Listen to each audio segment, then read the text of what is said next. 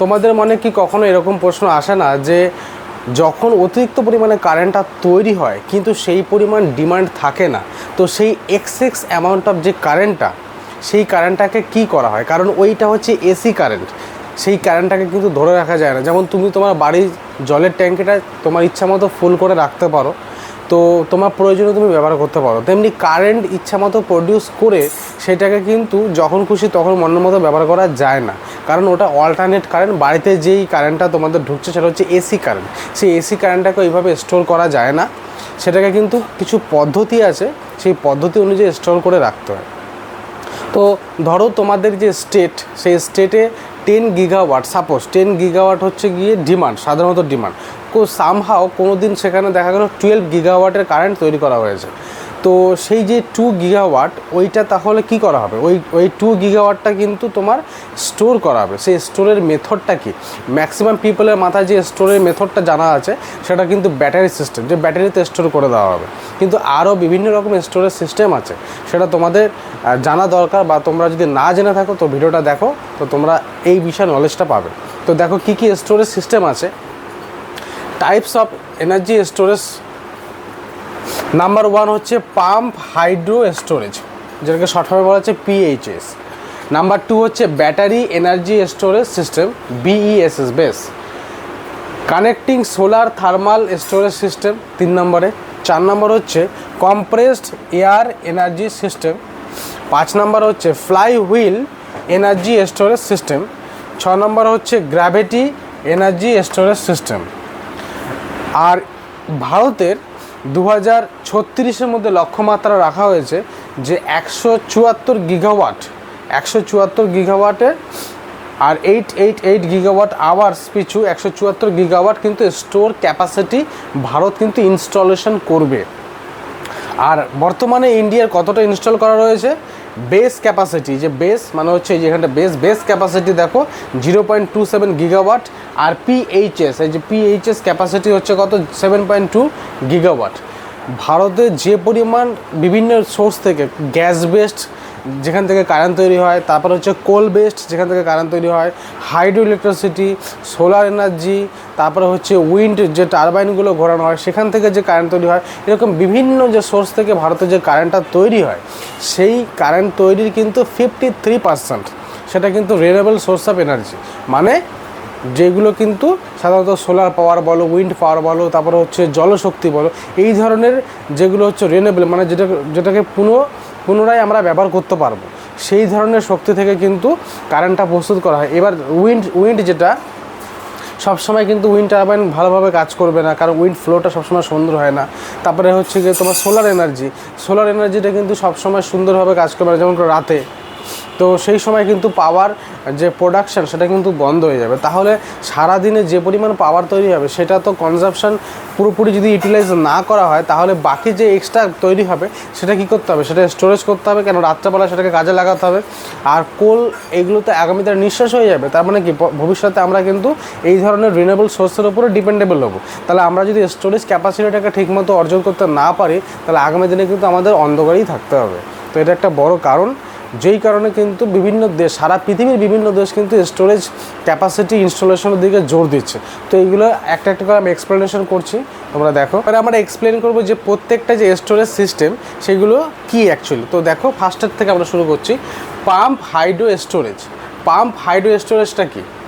Pump hydro storage হচ্ছে তোমার যখন কারেন্টটা তৈরি হচ্ছে, মানে এক্সেস অ্যামাউন্টে, মানে যেটুকু ডিমান্ড তার থেকে বেশি পরিমাণে তৈরি হচ্ছে, তখন কি করা হচ্ছে? ওই এক্সেস অ্যামাউন্টটা কারেন্টের সাহায্যে কিছু জল, মানে যেই জলগুলো কম নিচু এলাকায় আছে, সেই জলটাকে কিন্তু কারেন্টের সাহায্যে অনেক হাই এলিভেশন, মানে অনেক উচ্চতার কোনো একটা জায়গায় ট্যাঙ্ক সিস্টেম করা রয়েছে, সেইখানে তোলা হচ্ছে ওই এক্সেস অ্যামাউন্ট অফ কারেন্টটা দিয়ে। এবার যখন দেখা গেল কারেন্টের শর্টফল হচ্ছে রাত্রেবেলা, কারণ সেই সময় তোমার সোলার এনার্জি, সেই সোলার এনার্জিটা কিন্তু সেই সময় আর থাকছে না। আর ভারতে কিন্তু প্রচুর 150 গিগাওয়াটের মতো সোলার এনার্জি ইনস্টল করা, মানে প্রচুর পরিমাণে কিন্তু সোলার এনার্জি থেকে কারেন্টটা কিন্তু আসছে। এবার সেটা তো রাত্রেবেলা পাওয়া যাচ্ছে না, তখন কিন্তু এই মেথডগুলোর সাহায্যে কিন্তু কারেন্ট সাপ্লাই হয়, যেটা সাধারণ মানুষ জানেই না। তো এই ওয়াটারটা কিন্তু নিচু থেকে এই যে মেথড পিএইচএস মানে পাম্প হাইড্রো স্টোরেজ মেথডের সাহায্যে কিন্তু ওয়াটারটাকে একটা হায়ার এলিভেশনে তোলা হয়। সেই হায়ার এলিভেশন থেকে যখন পাওয়ারটা অনেক বেশি ডিমান্ড হয় রাত্রেবেলা, তখন কিন্তু ওখান থেকে রিলিজ করা হচ্ছে ওই ওয়াটারটা। তো সেই ওয়াটারটা ওখানে উঠে যাওয়া মানে কি, ওখানে স্থিতিশক্তি সঞ্চিত হয়ে রয়েছে, স্থিতিশক্তি, সেই স্থিতিশক্তিটা যখন আস্তে আস্তে ছাড়া হচ্ছে ওয়াটারটাকে, তখন সেটা গতিশক্তিতে কনভার্ট হয়ে যাচ্ছে। তো গতিশক্তিতে কনভার্ট হয়ে যাওয়ার ফলে কী হচ্ছে, ওই যে টারবাইন মানে একটা মোটরের মতোই একটা অংশ যেটা ঘুরে কিন্তু ইলেকট্রিসিটি তৈরি করছে। তো এইটা একটা মেথড হচ্ছে কিন্তু পাম্প হাইড্রো স্টোরেজের। নাম্বার 2 হচ্ছে গিয়ে ব্যাটারি এনার্জি স্টোরেজ সিস্টেম। এটা সবাই কম বেশি জানো বেস, যেমন বেশিরভাগ হচ্ছে কিন্তু এখন লিথিয়াম আয়ন ব্যাটারি। তো যখন এক্সেস অ্যামাউন্ট অফ কারেন্ট আসছে তৈরি হচ্ছে, তখন সেটা কিন্তু এই ব্যাটারিতে স্টোরেজ করা হচ্ছে, লিথিয়াম আয়ন ব্যাটারিতে। পরবর্তীকালে কিন্তু সেইটা মানে প্রয়োজন অনুসারে ডিসচার্জ করে কারেন্টের সাপ্লাইটা দেওয়া হয়। তো তারপরে আসছি আমরা connecting solar thermal storage system. Connecting solar thermal storage system এটা কি নতুন জিনিস দেখো, প্রচুর পরিমাণে মিরর মানে আয়না, যেটা তোমরা দেখবে ইনস্টাগ্রামে রিলেও দেখতে পারবে চায়না ইউজ করছে। সেই আয়নাগুলোর সাহায্যে কিন্তু মানে দিনের বেলায় তোমার সূর্যের যে তাপটা সেটাকে কিন্তু জড়ো করে বিভিন্নভাবে মানে বিভিন্ন অ্যাঙ্গেলে আয়নাগুলো সেট করে জড়ো করে একটা নির্দিষ্ট জায়গায় ফেলা হচ্ছে, মানে প্রচুর পরিমাণে সূর্যের তাপটাকে। যেমন করে আতশ কাজটা কী করছে, আতশ কাজটা কাগজ পুড়িয়ে ফেলে, তো মানে কি ওই সূর্যের যে তাপটা সেই তাপটা একটা পুরো পাওয়ারটাকে জড়ো করে একটা নির্দিষ্ট জায়গায় ফোকাস করা হচ্ছে। ঠিক এইটাও এই তোমার কানেক্টিং সোলার থার্মাল স্টোরেজ সিস্টেমটাও সূর্যের তাপটাকে জড়ো করে একটা রিসেপ্টারের উপরে ফেলা। রিসেপ্টার মানে যেটা তাপটা গ্রহণ করছে, ও তাপটাকে হোল্ড করে রাখে সারাদিন ধরে, তাপটাকে গ্রহণ করছে। এবার ওর ওর চারপাশটায় ওই যে জিনিসটাই মানে রিসেপ্টার, তার চারপাশটায় একটা হচ্ছে কি মোল্টেন সল্ট রাখা হচ্ছে। মোল্টেন সল্ট মানে গলিত লবণের একটা সল্ট কেমিক্যালি। তো সেই সল্টটা কি হচ্ছে ওই তাপটাকে অ্যাবজর্ব করছে। এবার পরবর্তীকালে যখন ওই মানে সূর্যের সোলার এনার্জিটা থাকছে না রাত্রেবেলায়, তখন সেই গরম হয়ে যাওয়া যে অবজেক্টটা সেখান থেকে কিন্তু আস্তে আস্তে আস্তে আস্তে কিন্তু স্টিম এনার্জিটা তৈরি করা হচ্ছে। স্টিম এনার্জিটা, সেই স্টিম এনার্জি থেকে আবার তোমার টারবাইন ঘুরিয়ে তোমার ইলেকট্রিসিটি প্রস্তুত করা হচ্ছে। তো এটা হচ্ছে মেকানিজম। তারপর হচ্ছে compress air energy system. Compress air energy system মানে হচ্ছে দিনের বেলা যখন এসি কারেন্টটা তৈরি হচ্ছে বিভিন্ন সোর্স থেকে, তো সেই এসি কারেন্টের সাহায্যে মানে বায়ু এই যে এয়ার সেটা মাটির তলায় বড় বড় ট্যাঙ্কারের মধ্যে অত্যন্ত হাইলি কম্প্রেসড করে রাখা হয়। তো তারপরে যখন তোমার ডিমান্ড বাড়ে, রাত্রেবেলা যখন ডিমান্ডটা বাড়ে বা দিনের বেলাও যদি কোনো কারণে যে পরিমাণ সাপ্লাই থাকে, সামহাও দেখা গেল সকালে এক দুপুরে বেড়ে গেল কারেন্টটা, সাপ্লাই দিতে পারছে না, তখন কিন্তু এক্সেস অ্যামাউন্ট মানে যে সাপ্লাইটা প্রয়োজন হয়, তখন এই যে এয়ারটাকে পাম্প করে মাটির তলায় রাখা হয়েছে ট্যাঙ্কের মধ্যে, সেইখান থেকে কিন্তু ওই এয়ারটাকে রিলিজ করা হয় আস্তে আস্তে। আর ওই যে পাওয়ারটা তৈরি হচ্ছে তখন টারবাইনটা ঘুরিয়ে কিন্তু ওই এয়ারটাই আবার তোমার ইলেকট্রিসিটি প্রস্তুত করছে। তারপরে আসছি আমরা fly wheel energy storage system. এটা অ্যাকচুয়ালি তোমার স্টোরেজ বলা যায় না ফ্লাই হুইলটা, তার কারণ হচ্ছে একটা মোটরের মতো অংশকে যখন কারেন্ট এক্সেস অ্যামাউন্ট অফ থাকে তখন সেটাকে প্রচণ্ড পরিমাণে ঘোরানো হয়। আর সেটা ঘোরানোর ফলে ওই যে গ্রিড যেগুলো মাঠের মধ্যে হাই টেনশন তারগুলো গেছে সেখানে ইনস্ট্যান্ট এনার্জি কনভার্ট করে দিচ্ছে, মানে যে এরিয়ায় দরকার সেখানে ইনস্ট্যান্ট এনার্জিটা কিন্তু কনভার্ট করে দেওয়া হচ্ছে ওই তোমার ফ্লাইং এনার্জি স্টোরেজ সিস্টেমের মাধ্যমে।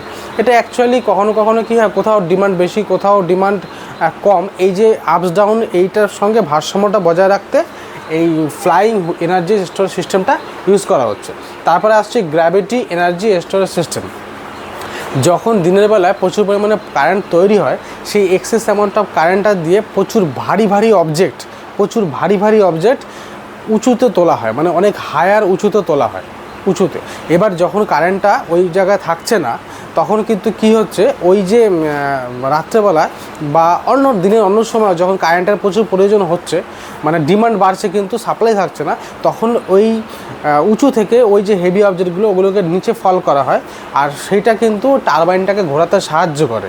টারবাইনটা যখনই ঘুরবে তখনই কিন্তু ইলেকট্রিসিটি প্রস্তুত হয়। মানে একটা জিনিস বুঝে রাখো, টারবাইনের সাহায্যে কিন্তু ইলেকট্রিসিটিটা প্রস্তুত হচ্ছে, কিন্তু টারবাইনটা যে ঘোরাবে সেই ঘোরানোর মেকানিজম হচ্ছে বিভিন্ন রকমের, বুঝতে পেরেছো? কখনো এয়ার দিয়ে ঘোরাচ্ছে, কখনো ওয়াটার দিয়ে ঘোরানো হচ্ছে, কখনো তোমার এই হায়ার অবজেক্টকে মানে হেভি ওয়েটেড অবজেক্টকে উপর থেকে নিচে ফল করানো হচ্ছে, সেইটা ঘোরানো হচ্ছে, সেইটা সাহায্যে ঘোরানো হচ্ছে। তো এগুলো হচ্ছে মেথড। ঠিক আছে, আশা করি তোমরা বুঝতে পারলে মোটামুটি যে কিভাবে কি স্টোরেজ সিস্টেম হয়েছে।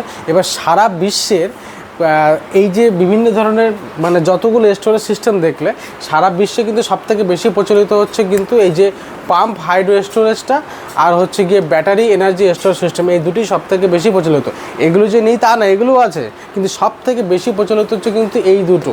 ঠিক আছে, তো এবার সারা বিশ্বের কোন দেশ কী করছে সেটা সংক্ষিপ্ত একটা ডেটা দিয়ে দিই, আমেরিকা চায়না, তাহলে বুঝতে পারবে ভারত কোন জায়গায় দাঁড়িয়ে আছে, আমেরিকা চায়না কোন জায়গায় দাঁড়িয়ে আছে, চায়না কীভাবে নিজেকে অ্যাডভান্স লেভেলে নিয়ে গেছে। তো দেখো এই যে এনার্জি স্টোরেজ বিভিন্ন দেশের এই যে বিভিন্ন রকমভাবে তারা যে এনার্জি স্টোর করে রেখেছে, সেই স্টোরেজের দিক থেকে কোন দেশ কোন পজিশনে দাঁড়িয়ে আছে দেখো। চায়না লিড করছে সব দিক দিয়ে, চায়না এগিয়ে। দেখো 66 গিগাওয়াট কিন্তু China installed energy storage capacity রয়েছে চায়নার কাছে। সেকেন্ড পজিশনে গিয়ে আছে জাপান 21.8 গিগাওয়াট। ইউএসএ হচ্ছে থার্ড পজিশনে চলে এসেছে 18.9 গিগাওয়াট। তারপরে হচ্ছে ইউরোপ আছে কিন্তু টোটালি অল টুগেদার কালেকটিভলি সারা ইউরোপে যত দেশ আছে 28 গিগাওয়াট হচ্ছে গিয়ে পিএইচএস মানে হচ্ছে পাম্প হাইড্রো যে স্টোরেজ ক্যাপাসিটি সেইটা। আর ইন্ডিয়ার দেখো বেস আর পিএইচএস, বেস মানে হচ্ছে ব্যাটারিটা আর পিএইচএস মানে পাম্প হাইড্রো ইলেকট্রিসিটির যে ক্যাপাসিটিটা সেটা হচ্ছে 7.47। তাহলে ইন্ডিয়া এই সমস্ত দেশের কাছ থেকে কত পিছিয়ে রয়েছে বুঝতে পেরেছো। এবার এখানে একটা ইন্টারেস্টিং জিনিস বলি, এই যে স্টোর করার জন্য যে লিথিয়াম আয়ন ব্যাটারিটা লাগে, সেই লিথিয়াম আয়ন ব্যাটারিটা কিন্তু ভারত 70 to 80% বাইরে থেকেই আমদানি করে। তাহলে এইটা ভারতের নিরাপত্তার জন্য কিন্তু মানে এই এনার্জি নিরাপত্তার জন্য কিন্তু অত্যন্ত ভালনারেবল মানে অসুরক্ষিত। বাইরের দেশ যখনই বুঝতে পেরে যাচ্ছে, মানে বুঝে তো গেছে অলরেডি যে ভারত কিন্তু 70 to 80% কিন্তু এনার্জি মানে লিথিয়াম আয়ন ব্যাটারিটা ওই ব্যাটারির জন্য কিন্তু বাইরের দেশের উপর নির্ভরশীল। এবার তাহলে আগামী দিনে কিন্তু এই স্টোরেজ ক্যাপাসিটির জন্য কিন্তু ভারত লোকের উপর মানে পরের দেশের উপর নির্ভরশীল। তো এটা একটা মানে বড় ব্যাপার। তো যাই হোক, আমাদের ভারত অনেক আগামী দিনেও আরও এগিয়ে যাবে আশা রাখি আমরা। তো আমার ভিডিওটা তোমাদের বোঝানোর উদ্দেশ্য একটাই যে তোমরা বাস্তবিক যে সিনারিওটা রয়েছে সারা বিশ্বের কে কোন পজিশনে দাঁড়িয়ে রয়েছে, ইন্ডিয়া কোন পজিশনে দাঁড়িয়ে রয়েছে, আমাদের আরও কত আগাতে হবে লাইফে মানে পৃথিবীর বিভিন্ন দেশের সাথে টক্কর দিতে গেলে, সেই জিনিসটা বোঝা দরকার। তাহলে তোমরা একটা ভালো নাগরিক হতে পারবে। সোশ্যাল মিডিয়ায় আওয়াজ তুলে ইনজেক্ট করতে হবে যে দেশের এই জিনিসগুলো ভাবো, না আগামী দিনে যুদ্ধ লাগলে এই যদি এগুলো বন্ধ করে দেয় তাহলে অন্ধকারে গোটা দেশটা তলিয়ে যাবে। তো সেটাও কিন্তু এক প্রকার ক্রাইসিসের সম্মুখীন হয়ে যাবে মানুষ। তো দেশের মানুষকে সচেতন করার উদ্দেশ্যেই কিন্তু আমার এই ভিডিওটা করা। যদি ভালো লেগে থাকে বা তোমাদের যদি একটু ভ্যালু পেয়ে থাকো তোমরা, তাহলে অবশ্যই লাইক শেয়ার এবং সাবস্ক্রাইব করো এবং পাশে থেকো। Thank you.